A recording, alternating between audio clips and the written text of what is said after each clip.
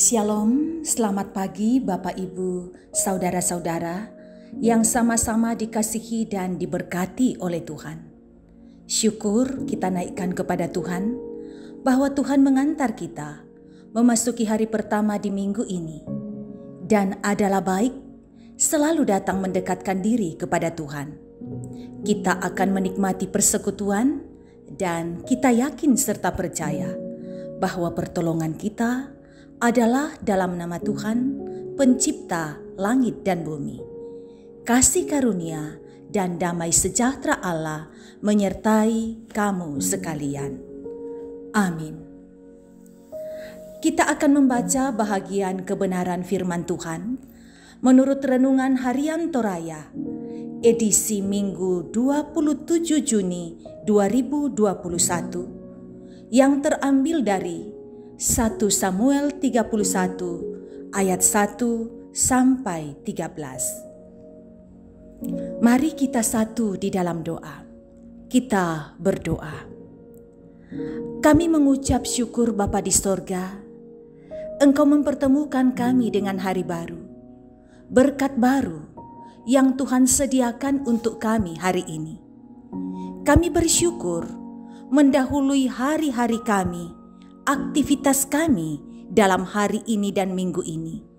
Ada kesempatan menghampiri Engkau, memuji dan memuliakan nama-Mu, dan dibangun dari firman yang hendak kami baca dan dengarkan.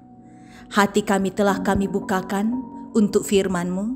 Bersabdalah Tuhan, umat-Mu telah sedia mendengarkan firman-Mu. Dalam Kristus Yesus kami berdoa.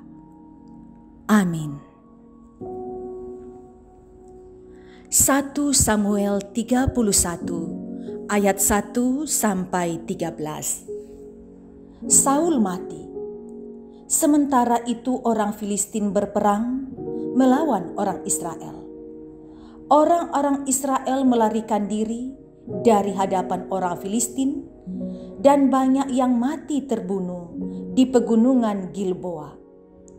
Orang Filistin terus mengejar Saul dan anak-anaknya dan menewaskan Yonatan, Abinadab, Malkisua, anak-anak Saul. Kemudian makin beratlah pertempuran itu bagi Saul. Para pemanah menjumpainya dan melukainya dengan parah. Lalu berkatalah Saul kepada pembawa senjatanya, "Hunuskanlah pedangmu dan tikamlah aku, supaya jangan datang orang-orang yang tidak bersunat itu menikam aku dan memperlakukan aku sebagai permainan." Tetapi pembawa senjata tidak mau, karena ia sangat segan. Kemudian Saul mengambil pedang itu dan menjatuhkannya dirinya ke atas. Ketika pembawa senjatanya melihat bahwa Saul telah mati, ia pun menjatuhkan dirinya di atas pedangnya, lalu mati bersama-sama dengan Saul. Jadi Saul, ketiga anaknya, dan pembawa senjatanya, dan seluruh tentaranya sama-sama mati pada hari itu.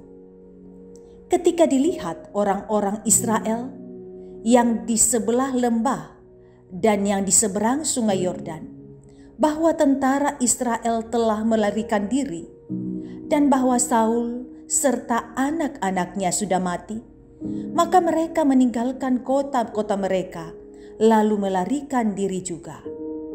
Kemudian datanglah orang Filistin dan menetap di sana. Ketika keesokan harinya, orang Filistin datang merampasi orang-orang yang mati terbunuh itu. Didapati mereka Saul dan ketiga anaknya bergelimpang di pegunungan Gilboa. Mereka memacung kepala Saul, merampas senjata-senjatanya, dan menyuruh orang berkeliling di negeri orang Filistin untuk menyampaikan itu di kuil berhalanya dan kepada rakyat. Kemudian mereka menaruh senjata-senjata Saul di kuil Asitoret dan mayatnya dipakukan mereka di tembok kota Betsen. Ketika penduduk Yabes Gilead mendengar tentang apa yang telah dilakukan orang Filistin kepada Saul, maka bersiaplah segenap orang gagah perkasa.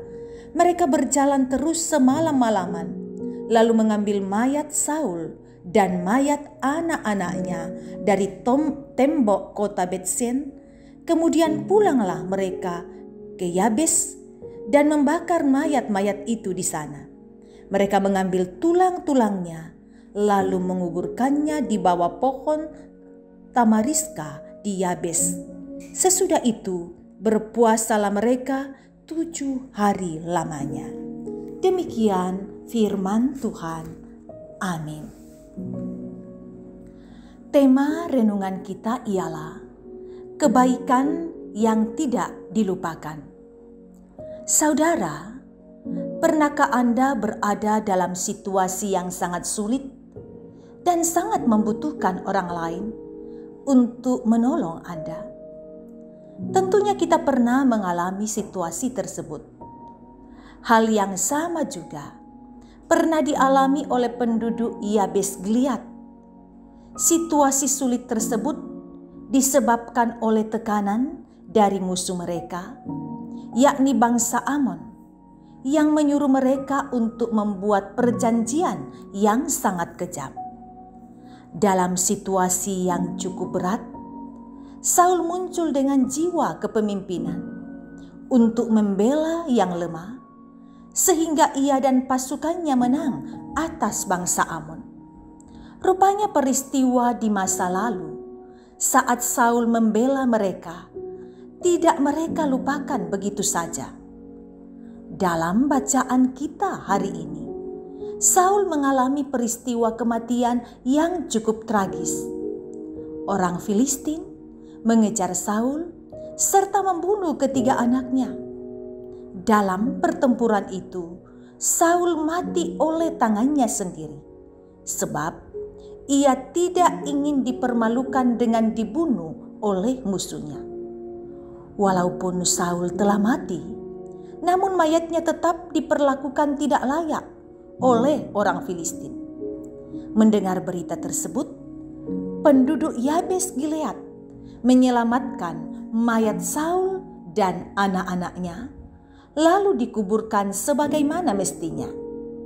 Mereka tidak melupakan kebaikan Saul dan memberi penghormatan kepada Saul sebagai raja yang diurapi Allah. Saudara, mendapat pertolongan di tengah situasi yang sulit mungkin pernah kita alami, sehingga mengingat kebaikan orang tersebut terhadap diri kita sangatlah penting agar menjadi pengingat bagi kita untuk juga menolong orang lain. Karena itu, jadikanlah dirimu penolong bagi orang lain. Orang lain merasakan berkat Allah melalui dirimu. Amin. Mari kita satu di dalam doa, kita berdoa. Kami mengucap syukur Tuhan, firman-Mu mengingatkan kami untuk tidak melupakan kebaikan orang yang pernah dilakukan terhadap kami.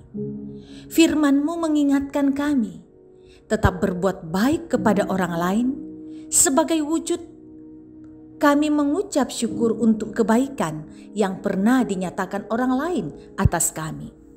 Bapa di sorga, kepadamu kami serahkan kehidupan kami hari ini. Engkau ada dalam setiap aktivitas, terutama Engkau memberikan kami semangat merindukan ibadah jemaat yang dilakukan di gedung gereja dan sebagian besar melakukan dan mengikuti lewat live streaming di rumah.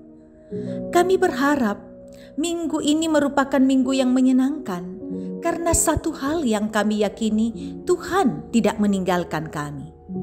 Pandanglah umat-Mu dalam keadaan bergumul, yang bergumul sakit penyakit. Tuhan berikan pengharapan, nyatakan jamahan-Mu. Jika Tuhan mau, Tuhan bisa membuat keadaan yang sakit bisa dipulihkan. Tuhan, Engkau hadir untuk mereka yang bergumul, mungkin masalah keluarga, masalah keharmonisan, masalah biaya hidup, masalah pekerjaan, masalah-masalah lain. Ingatkan umat-Mu membawanya dalam doa kepada Tuhan.